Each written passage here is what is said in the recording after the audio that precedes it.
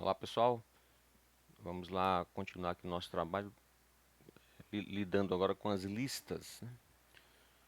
As listas é um tipo de dados, né, que o composto que o Python tem, né? O Python manipula. É um tipo de dado composto onde a gente pode agregar diversos dados em um só dado, digamos assim, né? Diversos componentes em um só dado.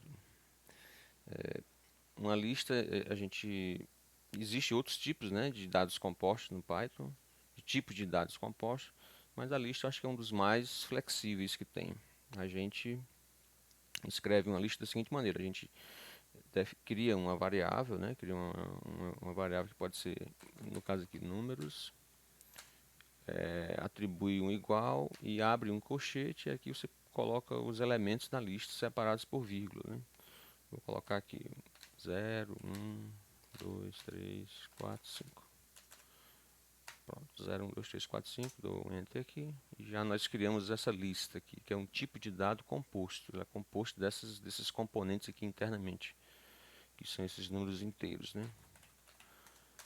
Esse, esse tipo de dado composto, a lista, ele é bem flexível e guarda algumas similaridades e diferenças com string, né? Uma das similaridades que ele tem com relação a string é em termos da indexação, né? Você consegue recuperar elementos da lista utilizando aquela mesma indexação que a gente usou nas strings, né? Por exemplo, números, índice zero, se a gente fizer isso aqui, ele vai retornar o primeiro elemento aqui, o zero, né? Se a gente fizer esse índice zero está associado ao número zero aqui, o índice um ao número um, né? Acabou que a lista ficou com, eu coloquei os mesmos números da lista internamente aos números dos índices, né?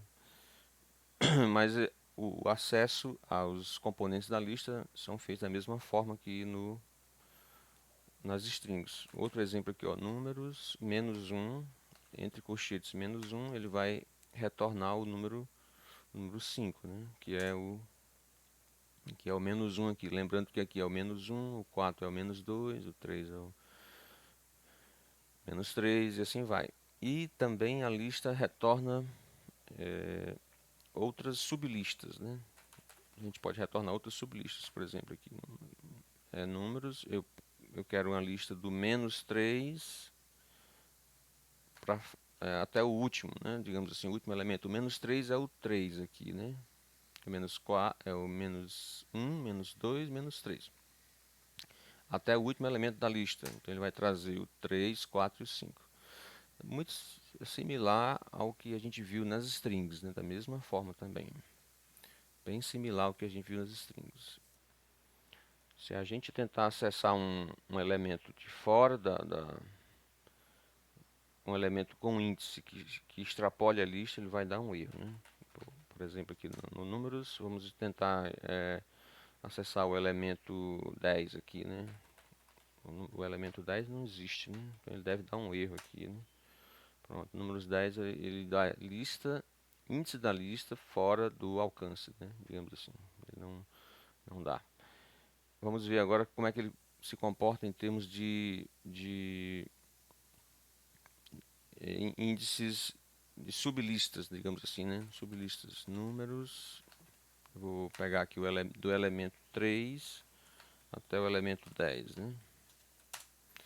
De maneira similar ao string, ele também não retorna um erro, ele retorna o que é possível, né? Digamos assim. Do elemento 3, que é esse aqui é o elemento, esse aqui é o elemento 0, elemento 1, 2, 3 até o final, né? Eu vou mudar aqui um pouco essa lista para ficar um pouco mais didática aqui, né? Letras igual a, eu vou colocar aqui as letras aqui, A, B, C, D e E. Uma lista de caracteres, né? Nesse caso aqui, lista de caracteres está aqui.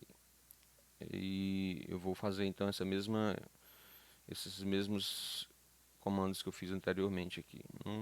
Letras do 3 ao 10, né? Do elemento 3 ao 10. Ele vai me retornar o D e o E. Que o A é o elemento 0, B é o elemento 1, C é o elemento 2, o D é o elemento 3, o E é o elemento 4. E de 3 a 10 ele vai pegar o que é possível, né? Então essa é uma característica similar às strings. Agora uma diferença fundamental, né? A gente viu que as strings elas são imutáveis, né? Você não pode mudar uma string de forma nenhuma. Se você precisar de uma outra string, você tem que criar novamente, né? Você não pode mudar. Mas aqui nas listas a gente pode. A gente pode mudar as listas. As listas são mutáveis, né? Por exemplo, aqui, ó, eu posso pegar aqui letras. Vou pegar aqui o elemento 3 e reatribuir. Vou dizer que essa letra aqui é a letra Z. Letras 3. Ó. O elemento A é o índice 0, o B é o índice 1, o C é o índice 2, o D é o índice 3. Então o elemento D será substituído aqui pela letra Z. Então letras, pronto. Ó. O Z substituiu aqui onde tinha a letra D. Então as listas elas são mutáveis, né? Elas são mutáveis. Outra operação interessante é que as listas aceitam concatenações e operações similares. Por exemplo, aqui, ó, eu vou dizer o seguinte: lista 2 aqui, ela vai ser igual a números.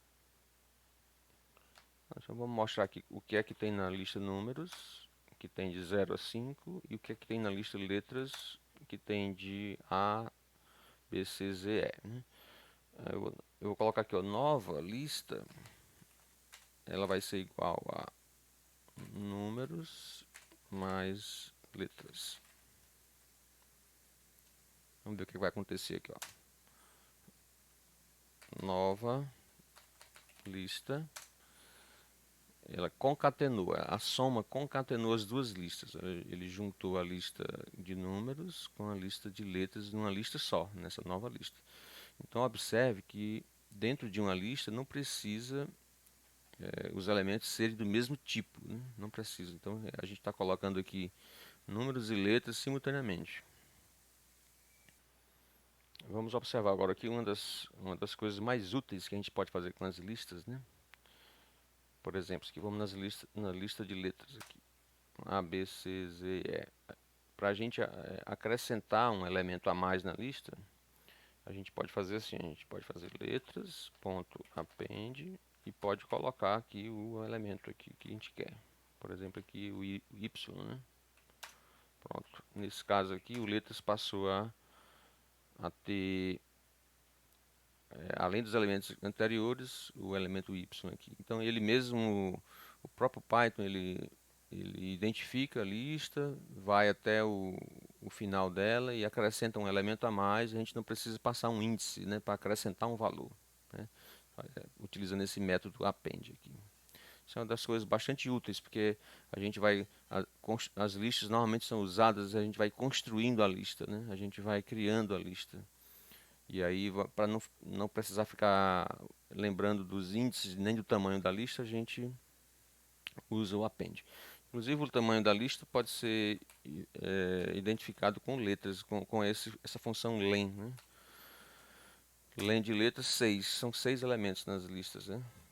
A, B, C, Z. Lembrar que esse len também funciona para strings. Né? Se a gente colocar aqui um texto aqui, o len também retorna a quantidade de elementos. Isso aqui ele serve para listas, serve para textos, e uma série de outros objetos também. Finalmente, agora um uso mais avançado das listas é que a gente pode colocar listas dentro de listas, né? Listas dentro de listas. Vamos ver aqui, ó. Por exemplo, a gente tinha a lista de letras, né? Que são essas letras que a gente colocou. E tem a lista de números que a gente criou também, que são essas aqui. A gente fez anteriormente aqui uma concatenação, criou uma nova lista com essa concatenação, né? Que criou uma outra lista juntando, mas a gente pode criar uma lista que contém as duas listas dentro dela, né? Por exemplo aqui, lista vou criar aqui uma lista chamada lista composta. Composta, que é igual a uma outra lista, mas que tenha letras e números dentro delas. Eu posso criar a lista aqui com os colchetes e dentro eu posso colocar letras, vírgula, números. E dessa forma, a gente vai no lista composta, ela vai ser uma lista de listas. Olha, veja como é que funciona aqui, ó. Olha só. Ele tem o colchete da lista, dessa lista de fora, né, digamos assim, da lista composta, e dentro dela tem duas outras listas, ó. Uma lista de letras e uma lista de números. Isso a gente pode acessar esses componentes utilizando os colchetes da mesma forma. Por exemplo, lista composta. Se eu fizer assim, lista composta 0, o que é que você acha que vai retornar? Lista composta 0 vai retornar o elemento 0 da lista composta, que vai ser essa primeira lista aqui, essa primeira lista inteira. Então, essa lista composta 0 vai retornar essa primeira lista inteira. Aí, ó. O lista composta 1 vai retornar o segundo elemento da lista inteira, que são esses números aqui, né? Aqui. E para acessar um elemento internamente, bem, aqui a gente pode fazer assim, a gente vem aqui, lista composta, aí coloca o elemento que quer inicial, para chegar nessa lista aqui de letras, por exemplo, a gente quer, digamos que a gente queira acessar a letra B aqui. E dentro dessa lista aqui, a letra B é o elemento 1, né? Porque o A é o 0, o B é 1, o C é o 2. Então eu vou colocar 1 aqui dentro de colchetes. Então eu ponho dois colchetes em seguida, um com o 0 para alcançar essa lista de letras e o 1 para dentro da lista de letras eu alcançar o B. Então, dessa forma eu chego na letra B. Ok?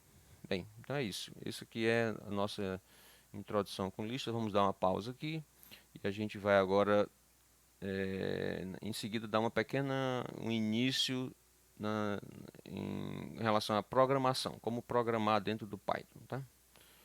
Ok, a gente volta já.